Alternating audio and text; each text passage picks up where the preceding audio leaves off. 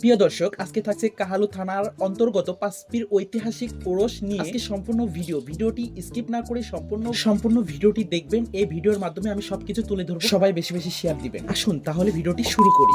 প্রিয় ভিউয়ার্স, আসসালামু আলাইকুম। আশা করি আল্লাহর অশেষ রহমতে আপনারা সবাই ভালো আছেন। আমিও আলহামদুলিল্লাহ অনেক ভালো আছি। পাঁচপীর মাজারের এই ঐতিহাসিক ওরসটি বহুদিন যাবত হয়ে আসছে। এটি হচ্ছে সেই কাঙ্ক্ষিত পাঁচপীর মাজার। এই মাজারকে ঘিরে এই ওরসটি প্রতি বছর 2 দিন ব্যাপী হয়ে আসছে। এটি মাঘের প্রথম শনি ও রবিবারে অনুষ্ঠিত হয়। এই মাজারে অনেক দূর দূরান্ত থেকে ভক্ত শ্রোতারা আসে মাজার জিয়ারত করতে। রবিবার সকাল থেকে তবারক রান্না করার কাজে সবাই নিয়োজিত।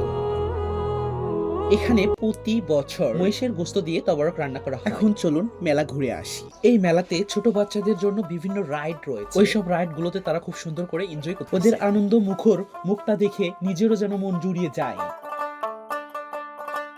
আস্তে আস্তে বেলা গড়িয়ে যাচ্ছে, মানুষের আনাগোনা যেন ততই বেড়ে যাচ্ছে। যেদিকে তাকাচ্ছি সেদিক থেকেই দেখতেছি মানুষের আনাগোনা অনেক পরিমাণ বেড়ে যাচ্ছে এই পাঁচপীর ঐতিহাসিক ওরসে। শুধু ছোট্ট বাচ্চাদের জন্যই না, এখানে মা বোন ও প্রিয় মানুষ দেবার জন্য সুন্দর সুন্দর জুয়েলার্স, কাচের চুড়ি আরও জিনিস রয়েছে। আর হ্যাঁ, ছেলেদের জন্য রয়েছে কালা চশমা।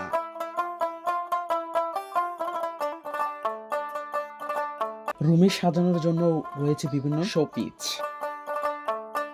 বিভিন্ন ফুলের গাছ, আরো রয়েছে বিভিন্ন ভাজিপুরির দোকান, যেগুলো দেখলেই সবার জিভে জল চলে আসে। মেয়েদের জন্য রয়েছে জিভে জল আসার মতো একটি খাবার, যার নাম টক, আর এইটা মানেই খুশি। আর পান লাভারদের জন্য রয়েছে বৌসুয়াগি পান। শুধু কি মেলা ঘুরলেই চলবে? চলুন আবারও যাই মাজারে। সারিবদ্ধভাবে রাখা হয়েছে অনেক সংখ্যক ব্যাগ, যেগুলো তো রান্না করা হবে মাজারের তাওয়ারা। আর দূর দূরান্ত থেকে আসা সবার জন্য রান্না করা হয় এইসব খাবার। আর এইসব রান্না শুরু হয়ে থাকে রবিবার বিকাল থেকেই। আর সন্ধ্যা হতেই চুলা থেকে নামছে ধোয়া ওঠা সেই গরম খিচুড়ির পাতিলগুলো। আর এইসব রান্নাকৃত খাবারগুলি সবাইকে দিয়ে থাকে আখেরি মোনাজাত শেষ হবার পর। আর এই মাজারকে উদ্দেশ্য করেই অনেকে মান্নাত করে থাকে এই মাজারে। আর সেই সব মান্নাতকৃত জিনিসগুলি কমিটির ফান্ডে জমা হয়।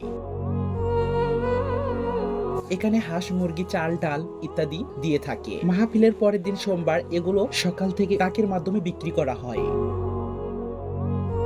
আর কালেকশন হওয়া টাকা মাজারের উন্নয়নের কাজে ব্যয় হয়ে থাকে।